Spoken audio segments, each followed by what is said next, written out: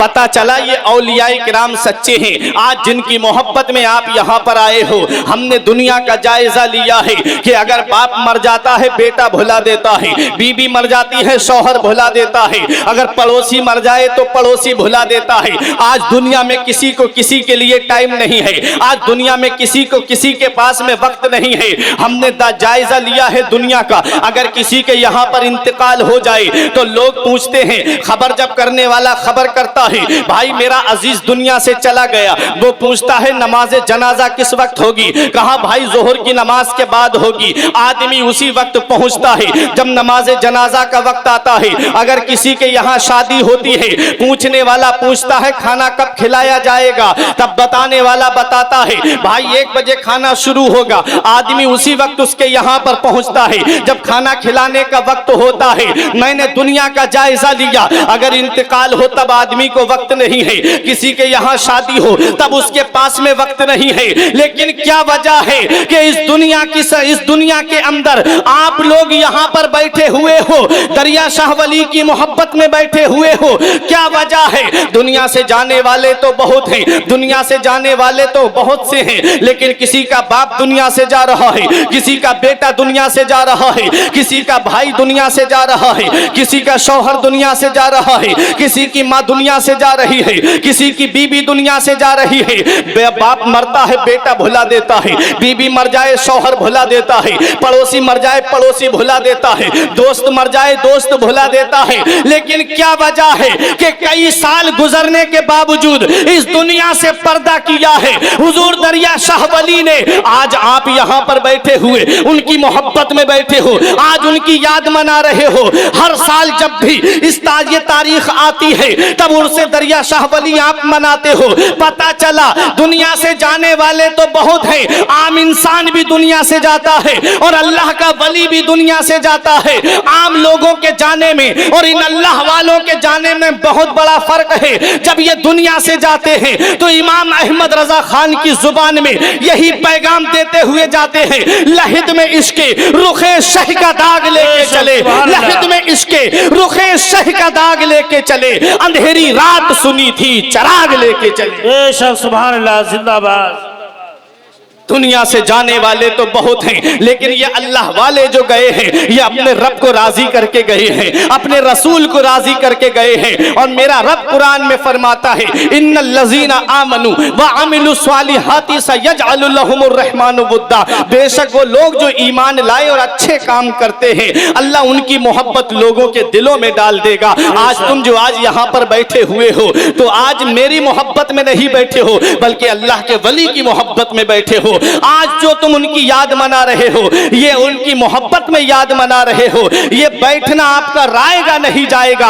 आज उनकी मोहब्बत में तुम दुनिया में बैठे हुए हो, वो कयामत में रब की बारगाह में अर्ज कर देंगे मौला मेरी मोहब्बत में कोई ललिया के ये जिंदा दिल मुसलमान बैठे थे, परवरदिगार मेरी मोहब्बत का सिला ये दे दे कि इनको मेरे वसीले से जन्नत अता फरमा। सुभान अल्लाह, सुभान अल्लाह। मोहब्बत सच्ची होना चाहिए, मोहब्बत जायज तरीके की होना चाहिए। ये नहीं कि आए उनके नाम पर और इधर उधर खड़े होकर के एक दूसरे से गप्पे लड़ाने में मशगूल हो गए। आए दरिया शाह वली की मोहब्बत में और आकर के यहाँ पर सियासत की बातें करने लगे।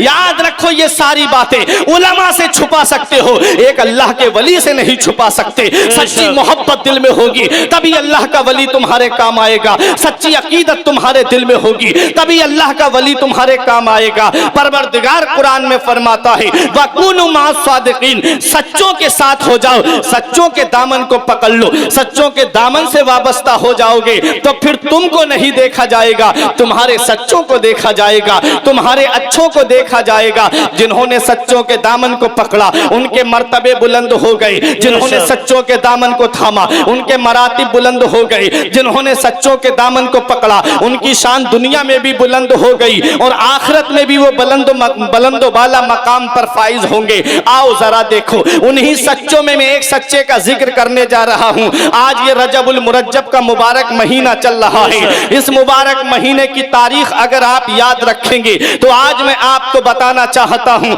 इस मुबारक महीने की जब 6 तारीख आती है तो हम ख्वाजा गरीब नवाज का उर्से पाक मनाते हैं, और जब इस महीने की 14 तारीख आती है तब हम उस हस्ती का जिक्र करते हैं जिसे दुनिया सैयद सालार मसूद गाजी के नाम से जानती है, जिनका मजार बहराइच की सरजमीन पर है। और जब इसकी 15 तारीख आती है, 15 तारीख को किस शख्सियत ने पर्दा किया है, 15 तारीख को किस जात ने पर्दा किया है, आज जो तुम कूडो की फातिहा अपने घर पर करते हो उस हस्ती का मैं जिक्र करने जा रहा हूं। कोई आम हस्ती नहीं है बल्कि उस हस्ती को इमाम जाफर सादिक कहते हैं। आज कूडो की फातिहा तुम 22 तारीख को करते हो, याद रखो उनका विसाल 15 तारीख का है। 15 तारीख का फातिहा तो किसी भी दिन कर सकते हैं, लेकिन जिस दिन उनका विसाल हुआ उस दिन हम फातिहा करें तो बात अलग होती है। इमाम जाफर सादिक कौन है?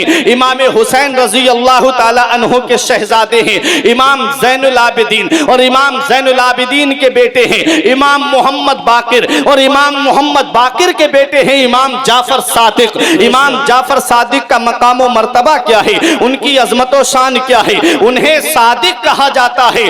12 इमामों में सब सच्चे हैं, लेकिन एक का लक़ब सादिक पड़ गया तो सोचो उसकी अजमत का मकाम क्या होगा, उसकी शान का मकाम क्या होगा। बड़े बड़े बादशाह चाहते थे इमाम जाफर सादिक को अपने दरबार में बुलाना, लेकिन इमाम जाफर सादिक उनके दरबार में नहीं पहुंचे।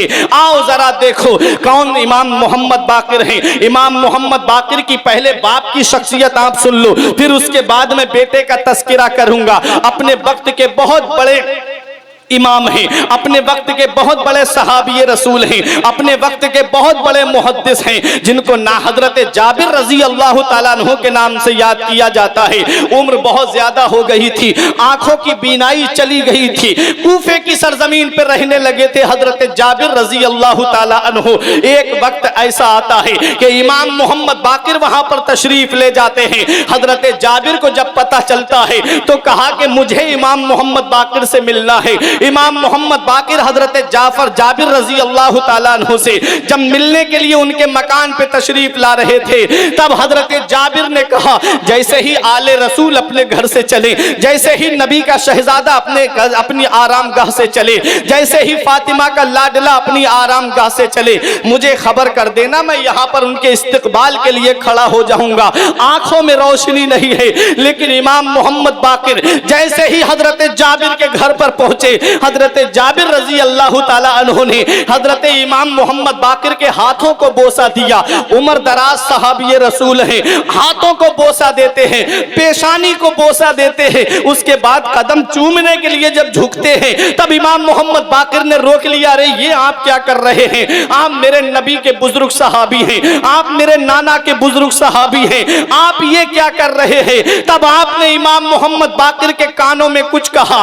उसके बाद थोड़ी देर गुफ्तगू होती है, इमाम मोहम्मद बाकिर तशरीफ ले जाते हैं। हजरत जाबिर से उनके मुरीदों ने पूछा, हुजूर पहले ये तो बताइए, आप उनके इस्तकबाल के लिए खड़े हुए, ये बात हम जानते हैं, एक आले रसूल की ताजीम करना चाहिए, एक सैयद का अदब करना चाहिए। हुजूर जरा ये तो बताइए, आपने उनके कानों में क्या कहा था?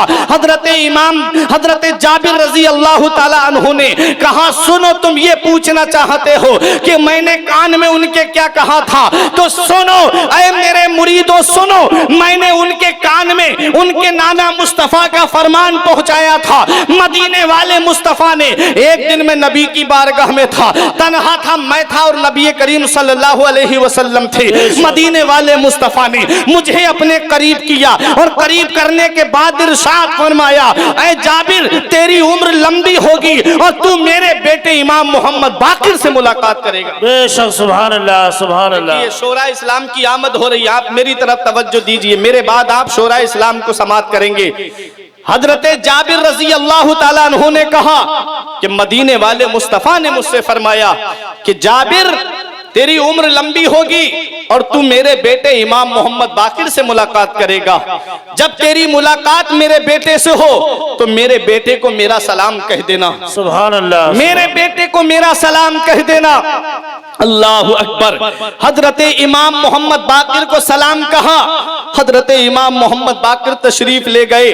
पता चला वो इमाम मोहम्मद बाकिर हैं जिनके लिए मदीने वाले मुस्तफ़ा का सलाम आ रहा है।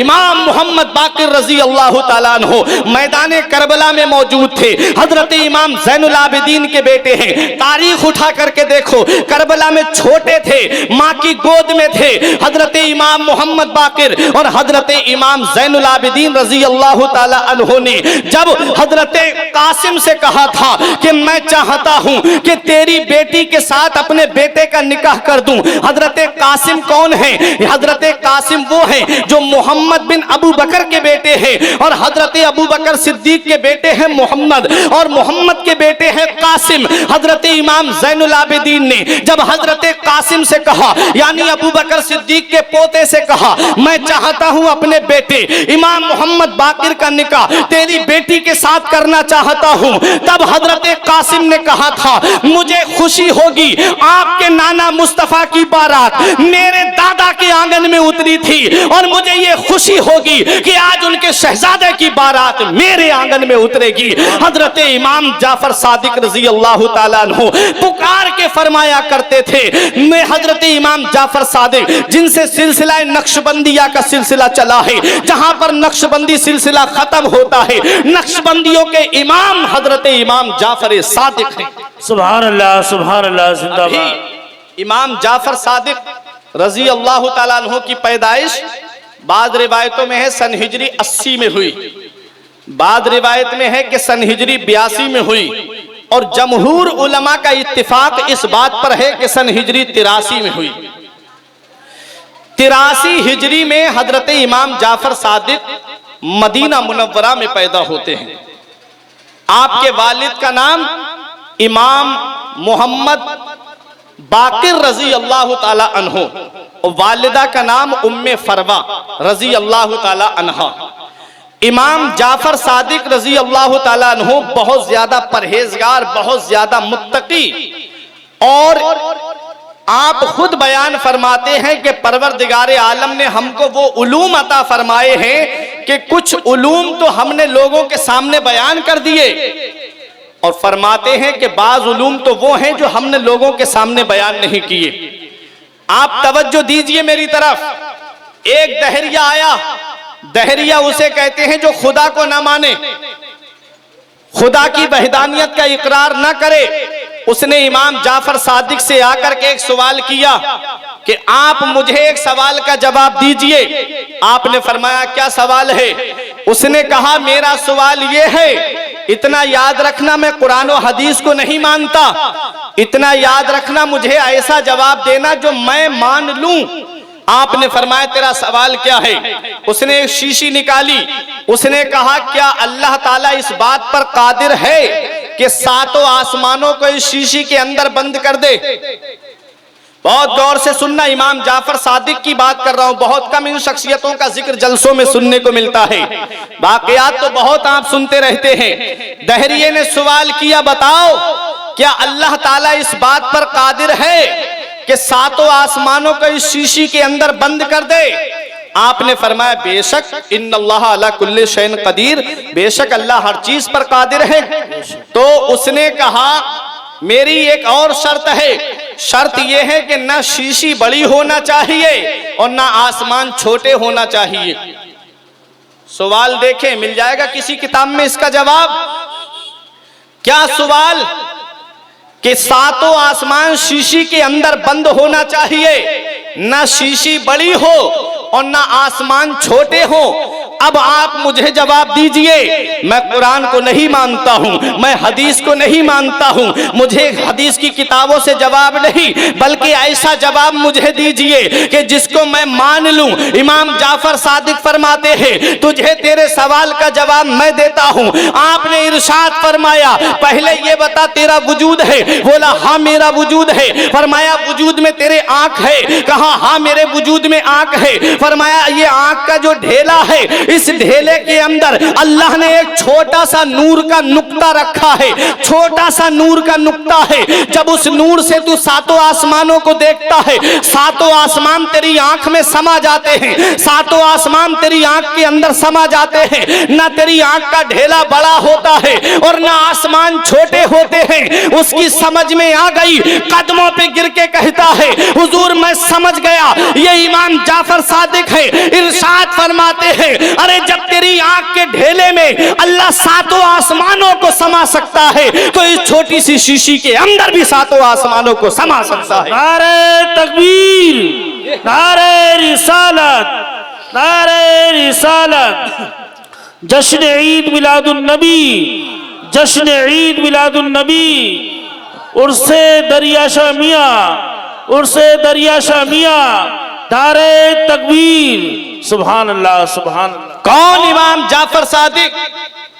बहुत बड़े इमाम का नाम इमाम जाफर सादिक है। हम जिस इमाम की तकलीद करते हैं, हम जिस इमाम की पैरवी करते हैं, हम मसाइल शरिया में जिस इमाम को अपना इमाम मानते हैं, वो हजरत इमाम आजम अबू हनीफा हैं। इमाम आजम अबू हनीफा रजी अल्लाह ताला अन्हु ने 2 साल हजरत इमाम जाफर सादिक की खिदमत में गुजारे हैं। और जब इमाम आजम अबू हनीफा से किसी ने पूछा, जब दाढ़ी के बाल सफेद पड़ गए थे, जब भौं के बाल सफेद पड़ गए थे, जब जिस्म पर, जब बालों में कोई बाल काला नजर नहीं आ रहा था, तब इमाम आजम अबू हनीफा से किसी ने पूछा, हुजूर आपकी उम्र कितनी है? तब इमाम आजम ने फरमाया, मेरी उम्र सिर्फ 2 साल है। लोगों ने कहा आप मजाक करते हैं, आपकी उम्र 2 साल कैसे हो सकती है? तब इमाम आजम अबू हनीफा ने सवाल करने वाले से फरमाया, नोमान इब्ने साबित सिर्फ 2 साल अपनी उम्र इसलिए मानता है कि मेरी 2 साल उम्र वो है जो मैंने हजरत इमाम जाफर सादिक की खिदमत में गुजारी है।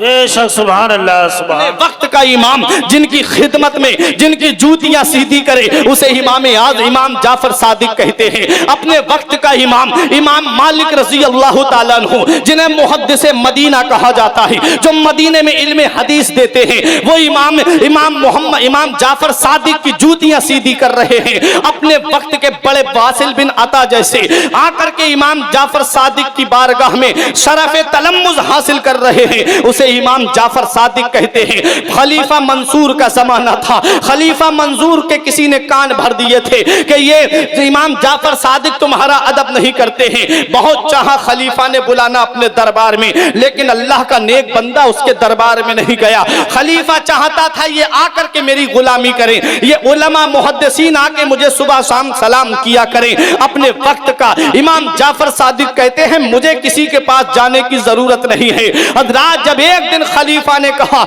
ये मेरे पास नहीं आते हैं, अपनी तौहीन महसूस करने लगा, अपनी इहानत महसूस करने लगा। कहा कि मैं चाहता हूं, जल्लाद को हुक्म दिया कि मैं बुलाने भेज रहा हूं। जैसे ही जाफर सादिक मेरे कमरे के अंदर आए, जब फौरन उनकी गर्दन, मैं अपना ताज उतारूंगा सर से, तू उनकी गर्दन को मार देना। जल्लाद दरवाजे पे खड़ा हो गया और खलीफा मंसूर इस इरादे से था, जैसे ही इमाम जाफर सादिक आएंगे मैं उनकी गर्दन उड़वा दूंगा, क्योंकि ये मेरा अदब नहीं करते हैं। इमाम जाफर सादिक जैसे ही तशरीफ लाए, जल्लाद सोच रहा था आज काम तमाम हो जाएगा। मुखालिफीन समझ रहे थे आज इमाम जाफर सादिक का काम तमाम हो जाएगा। उन्हें क्या पता, फानूस बन के जिसकी हिफाजत हवा करे, फानूस बन के जिसकी हिफाजत हवा करे, वो शम्मा क्या बुझे जिसे रोशन खुदा करे। नूरे हक इस्लाम है, उसको बुझा सकता है कौन? जिसका हामी हो खुदा उसको मिटा सकता है। बेशक, सुभान अल्लाह, सुभान अल्लाह। हजरत इमाम जाफर सादिक जैसे ही तशरीफ लाए,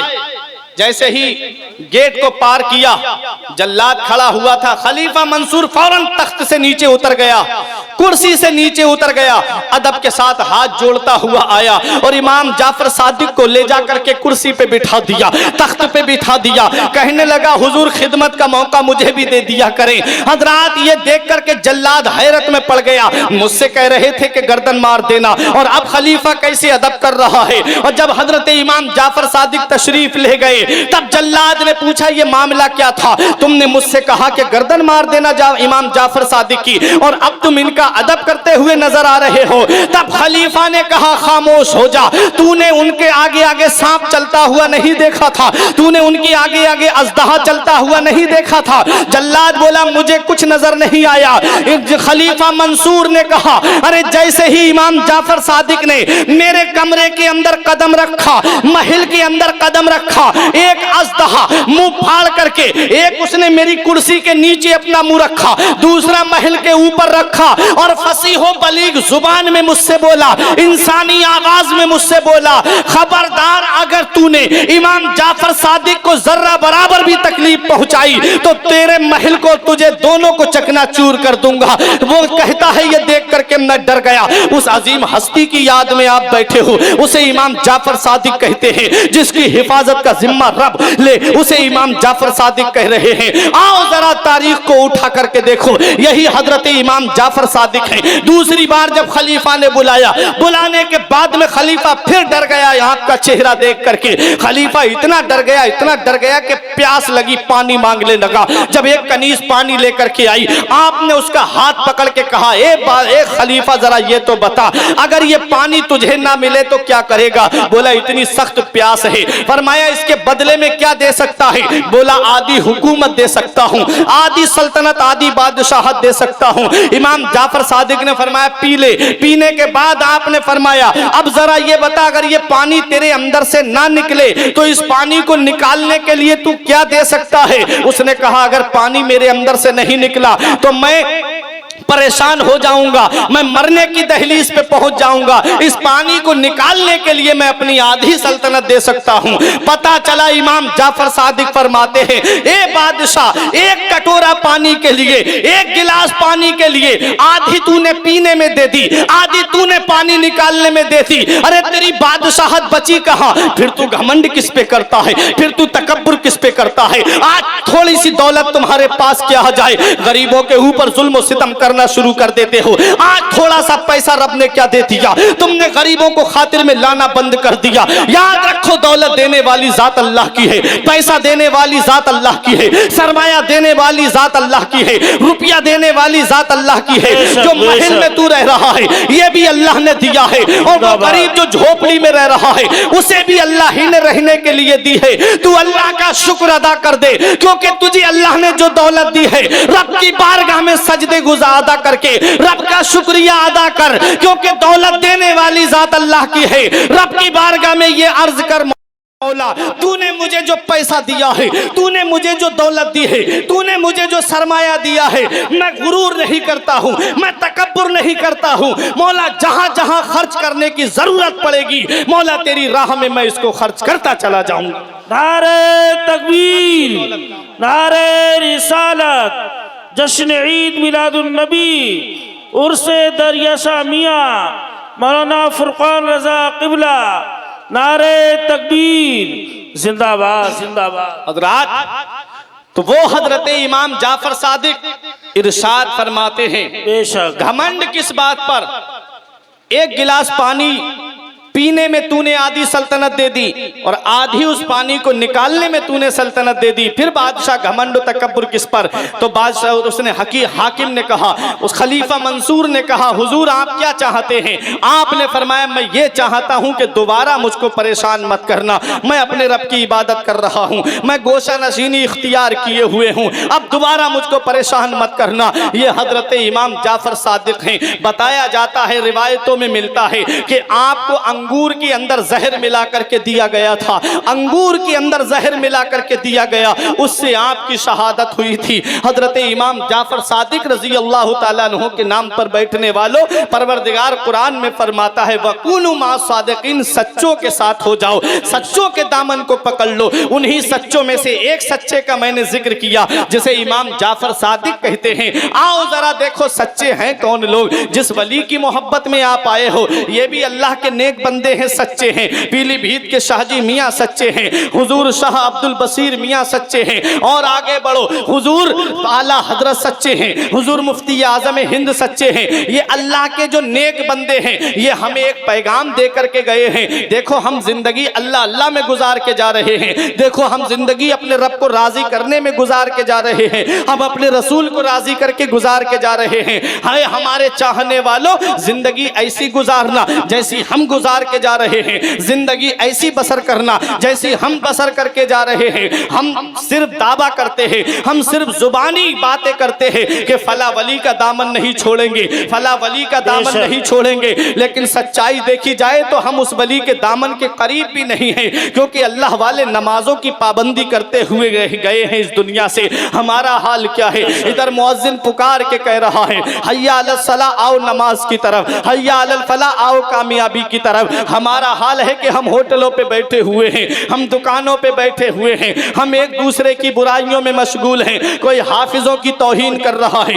कोई आलिमों की तौहीन कर रहा है, कोई पढ़ने वाले तालिबे इल्मों की तौहीन कर रहा है। हजरात, ये हमारी जिंदगी का मशगला बन गया है। आज हम अपने गिरेबान में झांक करके नहीं देखते, दूसरा गाड़ी से चल रहा है, उसकी गाड़ी पर हमारी नजर है, लेकिन हम अपने वजूद को झांक करके नहीं देखते। क्या इसीलिए अल्लाह ने दुनिया में हमें भेजा था? अल्लाह का कुरान तो कहता है वमा खलक़तुल जिन्ना वल इंसा इल्ला लियअबुदून, हमने जिन्नों और इंसानों को सिर्फ अपनी इबादत के लिए पैदा किया है। आज खाना खाने के लिए हमारे पास वक्त है, फेसबुक चलाने के लिए हमारे पास वक्त है, व्हाट्सएप चलाने के लिए हमारे पास वक्त है, यूट्यूब पे आंखें गंदी करने के लिए हमारे पास वक्त है, एक दूसरे की बुराइयां करने के लिए हमारे पास वक्त है। लेकिन वक्त नहीं है तो अल्लाह की इबादत के लिए हमारे पास वक्त नहीं है। पांचों टाइम की नमाज का अगर टाइम निकाल करके आप देखेंगे तो तकरीबन 1.5 घंटा लगता है 5 वक्त की नमाज पढ़ने में। 10 मिनट फजर में लगेंगे और 20 मिनट जोहर में लगेंगे,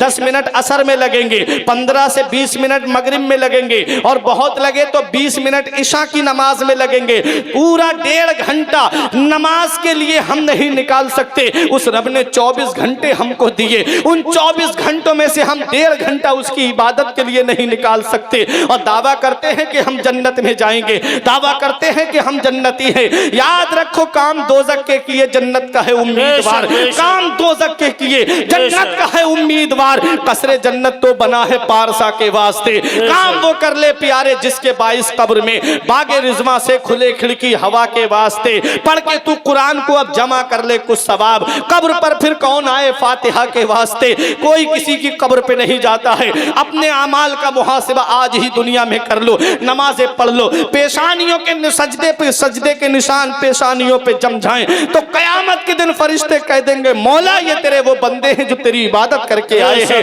इसलिए दुनिया में तुमको भेजा है। जो इंसान नमाज नहीं पढ़ता है उसका हश्र कब्र में बहुत बुरा होता है। मैं मानता हूँ, मेरा ईमान व अकीदा है कि ईसाले सवाब पहुँचता जरूर है, कुरान पढ़ोगे उसका सवाब मिलेगा, और दुनिया में अगर कोई कुरान खानी करके ईसाले सवाब करेगा उसका भी सवाब पहुँचता है। लेकिन याद रखो, जो इंसान नमाज नहीं पढ़ता है अल्लाह कब्र में एक ऐसा सांप मुसल्लत करता है, बेनमाजी की कब्र में अल्लाह एक ऐसा सांप मुसल्लत करता है कि उस सांप के बारे में हदीस पाक में आया है कि अगर वो सांप सिर्फ फूंकार जमीन के ऊपर मार दे तो कयामत तक कभी सब्जा नहीं उगेगा। अल्लाह अकबर। सिर्फ फूंकार मार दे तो कयामत तक सब्जा नहीं उगेगा। जो गेहूं, धान, सरसों और जो सब्जियां आप खा रहे हो ये सब खत्म हो जाएगी। सिर्फ फूंकार जमीन पे मार दे, वो सांप बेनमाजी के जिस्म में लपेटा लगा करके अपना मुंह बेनमाजी के मुंह के सामने करके कहेगा बता फजर पड़ी है? अगर पड़ी होगी तो जोहर तक छोड़ देगा, फिर पूछेगा जोहर पड़ी है? अगर जोहर नहीं पड़ी है तो जोहर से असर तक दस्ता रहेगा। जमीन पे सिर्फ फूंकार मार दे तो जमीन बंजर हो जाए, सब्जा ना उगे, और वो बेनमाजी को जोहर से असर तक दस्ता रहेगा। मगरिब पड़ी होगी तो इशा तक छोड़ देगा। यही सिलसिला चलता रहेगा कयामत तक। अब मुझे बताओ, थोड़ी सी देर के लिए हमने अपनी जिंदगी को बर्बाद कर लिया। काश मस्जिद में जाकर के नमाज पढ़े होते, काश अपने रब की इबादत किए होते, काश अपने रब की इबादत करके हम अपने गुनाहों की माफी मांगे होते तो ये अजाब हमारे ऊपर कब्र में मुसल्लत नहीं होता। वहां कोई तुम्हारी आवाज सुनने वाला नहीं होगा। वहां कोई तुम्हारी चीखों पुकार सुनने वाला नहीं होगा। मेरा इमाम पुकार के कहता है, उनको रहम आए तो आए वरना, उनको रहम आए तो आए वरना, वो कड़ी मार है क्या होना है, छुप के लोगों से किए जिसके गुना, वो खबरदार है क्या होना है, पार जाना है रहा दिन थोड़ा, मत पे क्या मार है क्या होना है, कल तो दीदार का दिन है और यहाँ आंख बेकार है क्या होना है। बेशक बेशक। आज भी अच्छे काम कर लो, चंद दिन की जिंदगी मिली है। हमने उन लोगों को भी देखा जो इशा में हमसे बात करके गए, फजर में हमारे पास खबर आई मौलाना साहब ऐलान कर दो फला का इंतकाल हो गया।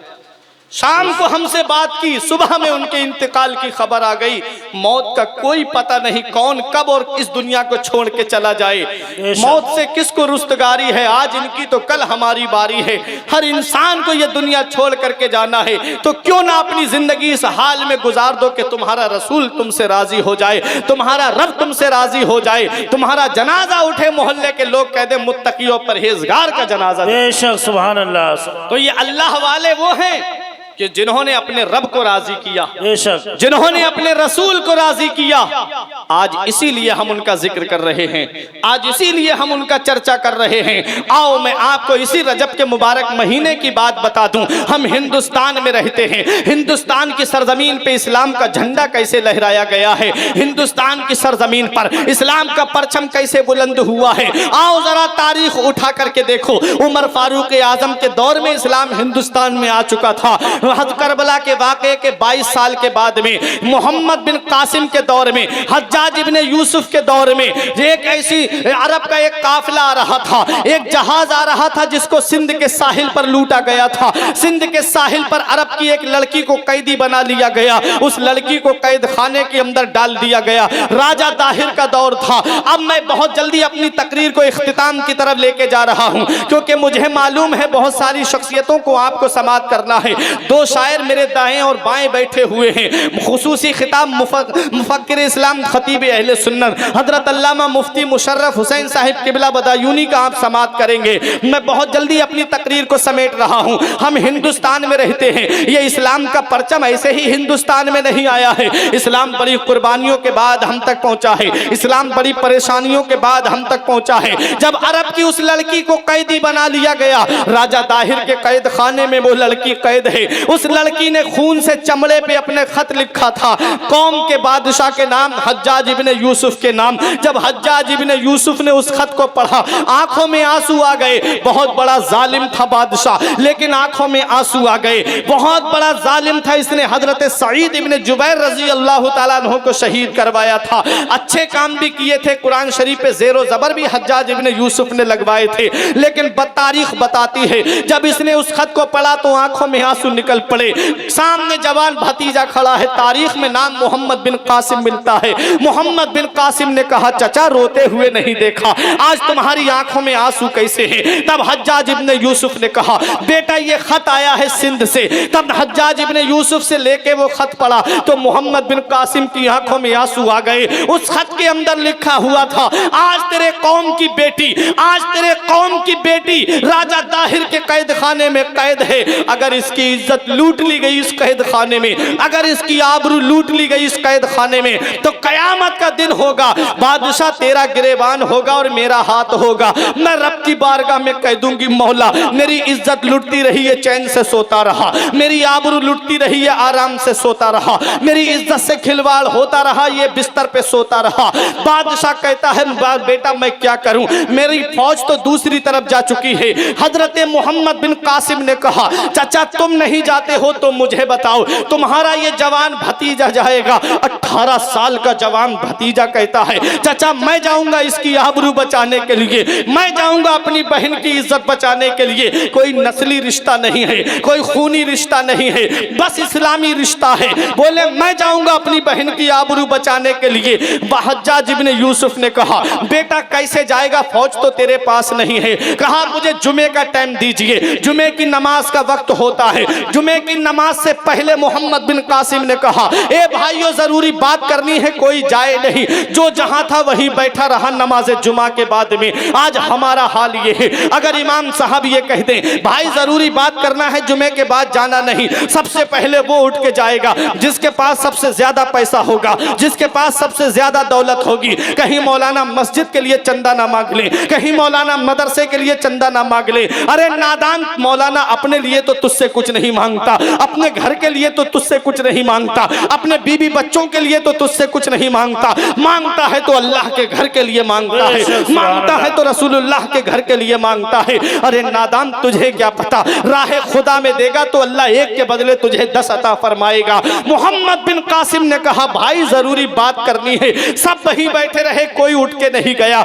नमाज जुमा के बाद में बूढ़ों ने, जवानों ने कहा, किस लिए रोका है मोहम्मद बिन कासिम तूने हमें, जरा ये तो बता, किस लिए हमें यहाँ रोका है? कहा, ये खत पढ़ के सुनाना चाहता हूँ। उस खत को जैसे ही पढ़ना शुरू किया, उसमें लिखा था बिस्मिल्लाहिर्रहमानिर्रहीम। एक मजलूम लड़की का नाम खत, एक अपनी कौम के बादशाह के नाम, उसमें लिखा था, मैं राजा दाहिर के कैद खाने में कैद हूँ। अगर मेरी आबरू लूट ली गई इस कैद खाने में, अगर मेरी इज्जत लूट ली गई इस कैद खाने में, तो मैं बादशाह का गिरेबान पकड़ के रब की बारगाह में पेश कर दूंगी। मौला, मेरी इज्जत लुटती रही है, चैन से सोता रहा, मेरी आबरू लुटती रही है, नरम बिस्तर पर ख्वाबे खरगोश के मजे लेता रहा।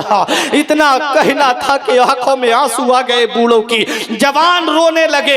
हजरात, जब इतना कहा, मोहम्मद बिन कासिम से लोगों ने एक जुबान होके कहा, क्या चाहता है मोहम्मद बिन कासिम? बोले, मैं जाऊंगा अपनी बहन की आबरू बचाने, मैं जाऊंगा अपनी बहन की इज्जत बचाने। ऐ कोई लड़िया के जिंदा दिल मुसलमानों, देखो हिंदुस्तान में इस्लाम कैसे आया है। करबला के वाक़े के 22 साल के बाद में सिंध की सरजमीन पर इस्लाम का झंडा लेकर के मोहम्मद बिन कासिम आने वाले हैं। कहा, मैं जाऊंगा अपनी बहन की आबरू बचाने के लिए, मैं जाऊंगा अपनी बहन की इज्जत बचाने के लिए। तब बूढ़ों ने एक जुबान होके कहा था, जवानों ने एक जुबान होके कहा था, ए मोहम्मद बिन कासिम, क्या तेरे पास इतना वक्त है कि घर से तलवारें लेके आ जाएं? अगर इतना भी वक्त नहीं है, मदीने वाले मुस्तफा के गुलाम खाली हाथ चलने के लिए तेरे साथ तैयार हैं। मोहम्मद बिन कासिम आए सिंध की सरजमीन पर। करबला के वाक़े के 22 साल के बाद में सिंध के साहिल पर आकर के राजा दाहिर के कैद खाने की ईंट से ईंट बजाती और अपनी बहन की आबरू को बचा करके, अपनी बहन की इज्जत को बचा करके जब अरब लेकर के चलने लगे, तब किसी ने हाथ पकड़ के कहा, ए मोहम्मद बिन कासिम, इतनी बड़ी ताकत से टकराने आ गया, इतनी बड़ी फौज से टकराने आ गया, भारत के साथ समंदर पार करके इतनी दूर आ गया, तुझे डर नहीं लगा? तब मोहम्मद बिन कासिम ने कहा, मैं सिर्फ अपने रब से डरता हूँ, मैं सिर्फ अपने अल्लाह से डरता हूँ। अरे जो अल्लाह से डरता है सारी खुदाई उससे डरती है, और जो अपने रब से नहीं डरता है फिर वो दुनिया में हर इंसान से डरता है। किसी ने कहा, ए मोहम्मद बिन कासिम, तू किस चीज पे भरोसा करके आया है, तू किस चीज पे नाज करके आया है? तो शायर की जुबान में सुनो, ना ताअत पर, ना तकवा पर, ना ज़ुहदो इत्तिका पर है, ना ताअत पर, ना तकवा पर, ना ज़ुहदो इत्तिका पर है, हमारा नाज जो कुछ है मोहम्मद मुस्तफा पर है। नारे तकबीर, नारे रिसालत, जश्न ईद मिलादुन नबी, जश्न ईद मिलादुन नबी, उर्से दरिया शाह मियां, उर्से दरिया शाह मियां, मौलाना फुरकान रज़ा क़िबला, नारे तकबीर, जिंदाबाद। कहा, ए मोहम्मद बिन कासिम, जिसकी तू आबरू बचाने आया है, जिसकी तू इज्जत बचाने आया है, जिसकी तू आबरू को बचाने के लिए आया है, ये रिश्ते में तेरी लगती कौन है? तब मोहम्मद बिन कासिम ने कहा, ये मेरी बहन लगती है, बहन। कहा, हम खूब जानते हैं तू रहने वाला कहाँ का, ये लड़की रहने वाली कहाँ की, ये तेरी कैसी बहन लगती है? तब मोहम्मद बिन कासिम ने कहा, ए लोगों, नस्ली रिश्ते तुम तलाश करो, खूनी रिश्ते तुम तलाश करो, हम तो मदीने वाले मुस्तफा का रिश्ता तलाश करते हैं, हम तो मदीने वाले मुस्तफा का रिश्ता तलाश करते हैं। ऐ मुसलमानों, वो भी नौजवान थे जो अपनी बहन की आबरू बचाने के लिए आए, वो भी मुसलमान थे, वो भी नौजवान था जो अपनी बहन की आबरू बचा करके ले गया। लेकिन आज नौजवानों, तुमको क्या हो गया? मेलों में अपनी बहनों को देख रहे हो, मेलों में जाकर के तुम्हारी इस्लामी रिश्ते की बहनें हैं कि नहीं है, मुकाबलों में तुम अपनी बहनों को देख रहे हो। आज तुम्हारी खूनी गैरत कहाँ चली गई? याद रखो, देखो जो कौम अपने असलाफ की तारीख भुला देती है उसका नाम सफाए हस्ती से मिट जाता है। पहले मुसलमान बहनों का अदब करते थे, कहीं पर कोई रेप का नामो निशान नहीं था। पहले के मुसलमान थे कैसे अदब व एहतराम के साथ मजहब इस्लाम पे अमल करते थे। मोहम्मद बिन कासिम कोई नस्ली रिश्ता नहीं, कोई खूनी रिश्ता नहीं, बस एक इस्लामी रिश्ता था। इतनी बड़ी ताकत से टकराने के लिए चंद नौजवानों को लेकर के हिंदुस्तान आए, वह बहन की आबरू बचा करके ले गए। करबला के वाक़े के 22 साल के बाद इस्लाम का झंडा हिंदुस्तान में लहरा दिया, उसे मोहम्मद बिन कासिम कहते हैं। और आगे बढ़ो, जब सन हिजरी 400 सदी हिजरी आती है तब बादशाह महमूद गजनबी ने हमला किया था और सैयद सालार मसूद गाजी ने 424 हिजरी में बहराइच की सरजमीन पे इस्लाम का झंडा लहराया था। और जब मेरे गाजी पाक को शहीद कर दिया गया, जब मेरे मसूद गाजी को शहीद कर दिया गया बहराइच की सरजमीन पर, तुम क्या जानो मसूद गाजी कौन है? अरे वो मसूद गाजी जिनके मजार पे हजरत खिज़र अलैहिस्सलाम हाजिरी देने के लिए आते हैं। अपने वक्त के शेख मखदूम अशरफ जहांगीर सिमनानी फरमाते हैं, मैंने खिज़र अलैहिस्सलाम को जितना मसूद गाजी के दयार में हाजिरी देते देखा है, इतना किसी मजार पे हाजिरी देते हुए नहीं देखा। उसे मसूद गाजी कहते हैं। मजार बहराइच की सरजमीन पर है। वो मेरे मसूद गाजी रजी अल्लाह ताला अन्हु जिनकी अजमत व शान को बड़े बड़े औलियाए किराम ने बयान किया, वो मेरे मसूद गाजी जिनके बारे में मखदूम अशरफ जहांगीर सिमनानी फरमाते हैं कि मैंने एक दिन में 70 मरतबा खिज़र अलैहिस्सलाम को हजरत सैयद सालार मसूद गाजी के रोजे पे हाजिरी देते हुए देखा है। वो हजरत मसूद गाजी है। 21 राजा मिलकर के एक मुसलमान के मुकाबले के लिए आए। 21 राजा मिले, 21 राजा एक हो गए। राजा रामदेव भी उसी में है, राजा रामचरण भी उसी में है, राजा सुहेल देव भी उसी में है। सारे राजा मिलकर के एक मुसलमान के मुकाबले के लिए आए। आज तुम पार्टियों में बट गए। एक कहता है फला पार्टी मुसलमानों की हमदर्द है, दूसरा कहता है फला पार्टी मुसलमानों की हमदर्द है। नबी फरमाते अल कुफ्र मिल्लतुन वाहिदा, जितने काफिर हैं वो एक ही मिल्लत है। तुम नहीं समझ पाओगे, सिर्फ तुमको बिरादरियों में बांटा, सिर्फ तुमको सिलसिलों में बांटा, सिर्फ तुमको खानदानों में बांटा, ताकि मुसलमानों को एक मत होने दो। इनको बिखेरे रखोगे तो हुकूमत करते रहोगे, इन्हें बेइंतशार में रखोगे हुकूमत करते रहोगे। इसलिए याद रखना मदीने वाले मुस्तफ़ा का फरमान है। नबी फरमाते अल कुफ्र मिल्लतुन वाहिदा, काफिर एक ही मिल्लत है।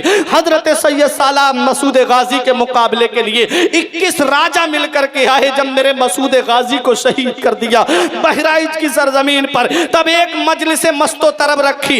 राजाओं ने जामों से जाम टकरा करके कहा था, मुबारक हो, हमने हिंदुस्तान से इस्लाम का परचम उखाड़ दिया, हमने हिंदुस्तान से इस्लाम का झंडा उखाड़ के फेंक दिया, हमने हिंदुस्तान से इस्लाम का परचम उखाड़ दिया। अब कोई नहीं है हिंदुस्तान में जो इस्लाम का परचम बुलंद करे। उन्हें क्या पता फानूस बन के जिसकी हिफाजत हवा करे, वो शम्मा क्या बुझे जिसे रोशन खुदा करे। नूरे हक इस्लाम है, उसको बुझा सकता है कौन? जिसका हामी हो खुदा उसको मिटा सकता है कौन? बेशक बेशक।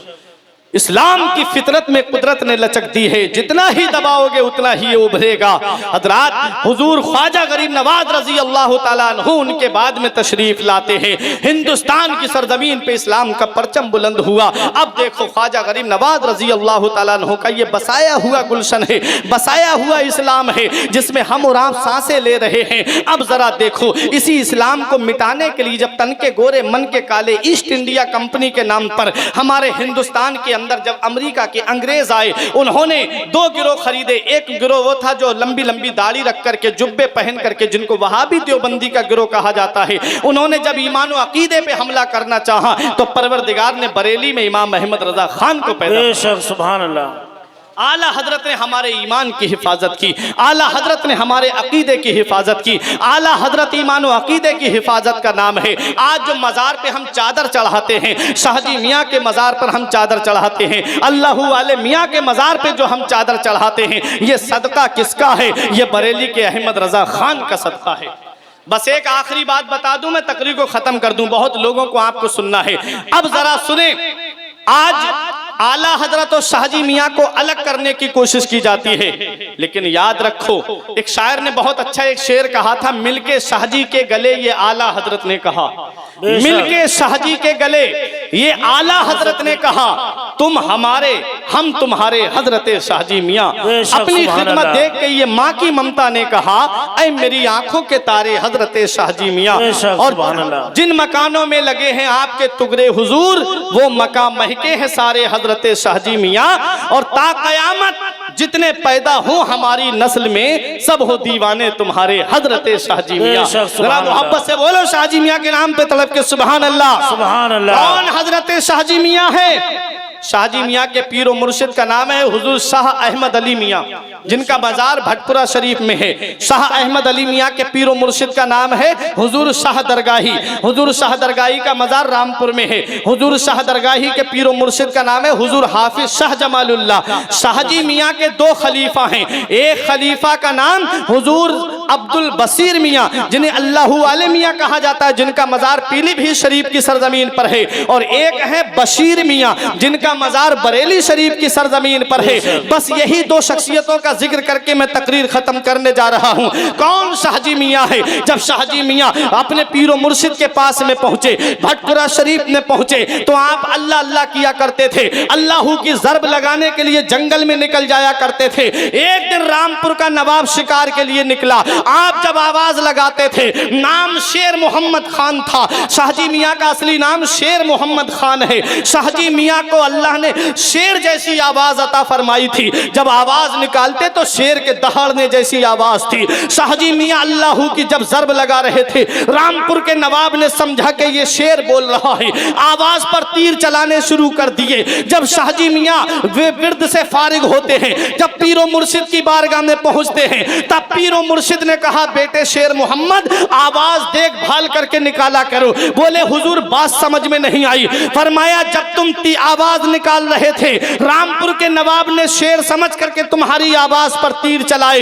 देखो तुम्हारे ऊपर जितने तीर आए थे, तुम्हारे पीर ने सारे तीर अपने दामन पे लिए।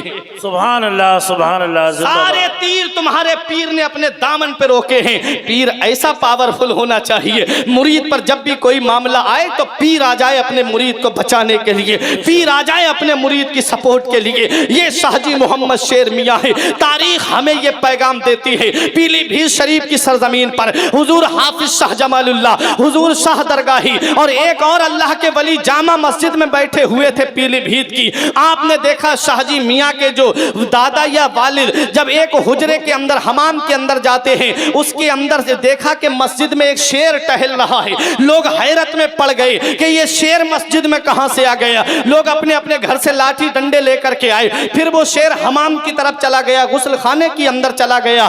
थोड़ी देर के बाद उसके अंदर से एक बुजुर्ग निकलते हैं, हुजूर शाहजी मियाँ के दादा या शाहजी मियाँ के वालिद। जब उससे बाहर निकलते हैं, तब पीलीभीत वालों ने समझा कि शेर नहीं था, बल्कि इस पीलीभीत की सरजमीन पर शेर मोहम्मद आने वाला है। शेर मोहम्मद आने वाला है। चंद सालों के बाद में शाहजी मोहम्मद शेर मियाँ की पैदाइश होती है और पीलीभीत शरीफ को मकबूलियत हासिल हो जाती है। बेशक सुभान अल्लाह। ये है, यूं तो बहुत है शहर में ऊंची इमारतें, यूं तो बहुत है शहर में ऊंची इमारतें, पहचान पीलीभीत की शाहजी मियाँ से है, पहचान पीलीभीत की शाहजी मियाँ से है। यही शाहजी मोहम्मद शेर मियाँ अलैहि रहमत व रिजवान है। एक दिन आप अपने हुजरे के बाहर बैठे हुए, आपका जो हज्जाम था, जो नाखून तराशता था और खत बनाता था, बाल काटता था, आपने उससे फरमाया थोड़ी देर ठहर जा। आप हुजरे के अंदर जाते हैं, बाहर तशरीफ लाते हैं। क्या देखा, आपके तहबन शरीफ से पानी टपक रहा था, आपके कांधे पर खून का निशान था, खून छलक रहा था। हज्जाम देख करके हैरत में पड़ गया, लेकिन डर की वजह से कुछ पूछ नहीं पाया शाहजी मियाँ से। शाहजी मियाँ ने खत बनवाई, वो उसने तारीख नोट कर ली, वक्त नोट कर लिया। कुछ दिनों के बाद में एक काफिला आता है, सीधा शाहजी मियाँ की बारगाह में आता है। शाहजी मियाँ के पास आकर के कहने लगे, हुजूर अगर उस दिन आप हमारी मदद ना करते तो हम बर्बाद हो जाते। उस दिन अगर आप हमारी मदद ना करते तो आज हम इस दुनिया में नहीं होते। हजरत शाहजी मियाँ ने तो मुस्कुरा के फरमाया चलिए कोई बात नहीं, लेकिन हज्जाम से न रहा गया। उसने कहा हुजूर बात क्या है? उसने काफिले वालों से पूछा। तब काफिले वालों ने कहा अरे हमारा जहाज जब हम हज करके आ रहे थे, हमारा जहाज समुद्र में फंस गया था, और समंदरी में जब जहाज फंस गया तो जहाज के कप्तान ने कहा अब कोई चारा नहीं है बचने का, अब सबको इसी के अंदर डूब के मरना है। तब आपके मुरीद ने कहा कि हमने शाहजी मियाँ को पुकारा, शाहजी मियाँ को हमने क्या देखा, पानी की सतह पे चलते हुए नजर आ रहे थे, कहाँ पीलीभीत और कहाँ समुंदर। शाहजी मियाँ ने कांधा लगा करके जहाज को किनारे कर दिया। ये अल्लाह वाले हैं, अल्लाह वाले। बंदा बनना है जो उनका तो गदा बन इनका। दर्दो आलाम के मारे हुए क्या देते हैं, हम तो बस उनकी निगाहों का दुआ देते हैं। बंदा बनना है जो इनका तो गदा बन उनका, जो फकीरों को शहंशाह बना देते हैं। अल्लाह अल्लाह किए जाने से अल्लाह ना मिले, ये अल्लाह वाले हैं जो अल्लाह से मिला देते हैं। रात ये है सुभान अल्लाह। शाहजी मियाँ, बात पूरी कर दूं। शाहजी मियाँ कैसी मदद कर रहे हैं? जब शाहजी मियाँ की रूहानियत का ये आलम है कि अपने मुरीद की आवाज सुन सकते हैं, उसकी मदद कर सकते हैं, तो मदीने वाले मुस्तफ़ा की शान का आलम क्या होगा जब उनके गदा भर देते हैं। शाहाने जमाना की झोली मोहताज का जब ये आलम है, मुख्तार का आलम क्या होगा? 5 मिनट का टाइम मुझे और दीजिए। एक बहुत जरूरी बात रह गई है जो मैं बताना चाह रहा था। शाहजी मियाँ के खलीफा की मजार बरेली शरीफ में है, बशीर मियाँ का। बशीर मियाँ कौन है? ये आप अल्लाह अल्लाह करने के लिए फजर की नमाज के बाद गंगा नदी के किनारे चले जाते थे। उस तरफ जंगल था, वहां जाकर के अल्लाह अल्लाह करते थे। एक दिन एक मुरीद आया नोटों की गड्डी लेकर। बहुत जरूरी वाकया बयान करने जा रहा हूं, बहुत गौर से सुनना। कोई ललिया वालों, हो सकता है हमारी तुम्हारी मुलाकात कब हो, लेकिन ये वाकया आप सुन लो, आप दिल की तख्ती पे लिख के ले जाना। बशीर मियाँ के पास आया, आकर के सलाम किया, क्योंकि इधर आपके यहाँ लंगर चलता था। क्या बात है, लंगर चलता था। आज भी शाहजी मियाँ के आस्थाने पे लंगर चलता है। आज बरेली शरीफ में खानकाह मोहम्मदिया वली मोहम्मद कदीरी अलैहिर्रहमा के आस्थाने पे लंगर चलता है। आज भी शराफत मियाँ के आस्थाने पे लंगर चलता है। आज भी बुजुर्गाने दीन के मजार पे लंगर चलता है। आप सुन ले, चाय की तरफ तवज्जो मत दीजिए, वो आपको भी मिलेगी। बहुत जरूरी पैगाम देने जा रहा हूँ। बशीर मियाँ के पास आया मुरीद, आकर के कहने लगा हुजूर ये पैसे लाया हूँ लंगर के लिए, आप इन पैसों को कबूल फरमा लें। बशीर मियाँ ने नोटों की गड्डी ली, बराबर में आग जल रही थी, पूरी गड्डी नोटों की आग के अंदर डाल दी। आग के अंदर पैसे चले गए। अब वो कहने लगा हुजूर ये आपने क्या कर दिया, मेरी सारी मेहनत पे पानी फेर दिया। हुजूर ये आपने क्या कर दिया, आपने मेरी सारी मेहनत पर पानी फेर दिया। आज देखो दुनिया के पीरों का हाल देख लो और पहले के पीरों का हाल देख लो। आज के पीर जो हैं, आज इंतशार में पीर बांट रहे हैं, आज बिरादरियों में पीर बांट रहे हैं, लेकिन पहले के पीर थे ये वली आपस में एक थे। ये वली सारे के सारे एक थे और सब अल्लाह और उसके रसूल की बारगाह में खिराज अकीदत पेश करते थे। आओ जरा देखो, बशीर मियाँ के पास में मुरीद आके कहता है हुजूर सारी मेहनत पर पानी फेर दिया, ये आपने क्या किया, इतने पैसे जला दिए। आपको क्या पता पैसे कैसे कमाए जाते हैं, आपको क्या पता ये दौलत कैसे कमाई जाती है, हुजूर आपने ये क्या कर दिया। तब बशीर मियाँ ने फरमाया खामोश हो जा। आग के अंदर हाथ डालते हैं, वो नोटों की गड्डी निकाल के उसके हाथ पे रख देते हैं। इरशाद फरमाते हैं मेरे पास जो पैसे लेकर के आया है, पहले ये तो बता दे इसमें सूद के कितने पैसे लेकर के आया था, इसमें सूद के कितने पैसे हैं। उसने कहा 250 रुपए सूद के थे। अल्लाह के वली फरमाते हैं जरा पैसों को गिन ले। जब उसने पैसों को गिना तो 250 रुपए सूद के जल गए थे और जो हलाल कमाई के थे उनको आग ने नहीं जलाया था। ये है बशीर मियाँ जिनका मजार बरेली की सरजमीन पर है। पता चला हराम कमाई से जो पैसा लेकर के आते हो उसे अल्लाह कबूल नहीं फरमाता है। हलाल कमाई का 1 रुपया राह खुदा में खर्च करोगे, वो तुम्हारे लिए ऐसा जरिया बन जाएगा कि तुम्हारी नस्लें खाएंगी तब भी तेरे घर की बरकत खत्म नहीं होगी। हराम में कभी बरकत नहीं होती है और सूद का पैसा तो सूद हराम है, हराम है। शरीयत इस्लाम इस्लामिया में उसकी बहुत मजम्मत आई है। बशीर मियाँ ने पहचान लिया कि इसमें सूद के 250 रुपए लेके आया है। आपने फरमाया आइंदा मेरे पास हराम कमाई लेकर के मत आना, हराम कमाई मेरे पास लेकर के मत आना।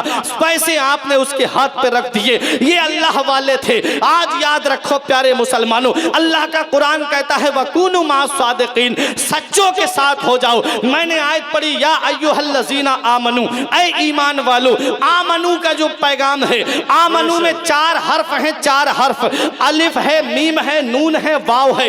ये चारों हर्फ हर मुसलमान को एक पैगाम दे रहे हैं। अलिफ कह रहा है अल्लाह को मानो, और मीम कह रहा है मुहम्मदुर रसूलुल्लाह को मानो, नून कह रहा है सारे नबियों को मानो, और वाव कह रहा है सारे वलियों को मानो। तभी तुम्हारा ईमान मुकम्मल होगा, तभी तुम बाईमान, तभी तुम्हारा ईमान मुकम्मल होगा। और जब तुम्हारा ईमान मुकम्मल होगा तब तुम दुनिया में भी कामयाब रहोगे, आखिरत में भी कामयाब रहोगे। परवरदिगार आलम की बारगाह में दुआ है कि मेरे कुछ अर्ज करने में सबकत लिसानी की वजह से या बतकाज़ा बशरियत कोई गलती हो गई हो, मौला मुझे माफ़ फरमाए। अस्तगफिरुल्लाह रब्बी मिन कुल्लि ज़ंबि व अतूबु इलैह। मेरे साथ कलमा तैयब पढ़ने ला इलाहा इल्लल्लाहु मुहम्मदुर रसूलुल्लाह सल्लल्लाहु अलैहि वसल्लम। ये पैगाम ले जाएं, ये ज़िंदगी सवारिए दिलशाद कीजिए, लम्हात ज़िंदगी के ना बर्बाद कीजिए। जब मकसद हयात इबादत खुदा की है, पढ़िए नमाज, मस्जिदें आबाद कीजिए। सभी के सामने एक दिन जरूर आता है। ये हुस्न फानी है, ये हुस्न फानी है, लेकिन गुरूर आता है। और किसी क्रीम से पाउडर से कुछ नहीं होता, नमाज पढ़ने से चेहरे पे नूर आता है। किसी क्रीम से पाउडर से कुछ नहीं होता, नमाज पढ़ने से चेहरे पे नूर आता है। जिस्म फानी है, सजाने की जरूरत क्या है, हुस्न दुनिया को दिखाने की जरूरत क्या है। ऐसे आमाल करो कि रूह से खुशबू आए, इत्र कपड़ों पे लगाने की जरूरत क्या है। रही गली तो फूल खिलेंगे, जिंदगी बाकी रही तो फिर मिलेंगे। अस्सलाम वालेकुम। अब आपके सामने शायर इस्लाम नवाब रजा रामपुरी तशरीफ ला रहे हैं।